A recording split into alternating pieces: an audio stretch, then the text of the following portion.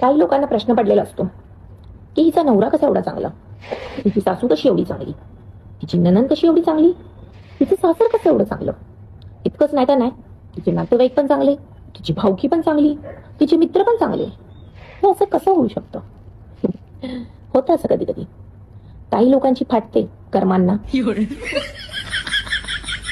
तुम्हाला वाटतं माणूस ही प्रजातीच अशी आहे जी चांगली नसते. पण काही माणसं असतात त्यांना माहितीये की जर आपण याच्याबद्दल वाईट विचार केला तर आपलंही वाईट होणार. त्या भीतीने ते लोक चांगले वागतात. सेल्फिश, स्वार्थी. कोणाला कोणाशी चांगलं वागायचं काही पडलेलं नसतं. पण त्यांना माहितीये जर आपण ह्याच्याबरोबर वाईट केलं तर आपल्यावर पण वाईट होणार. ही कर्मा ही अशी गोष्ट आहे की भल्यांची वाट लागते. तुम्हाला काय वाटलं?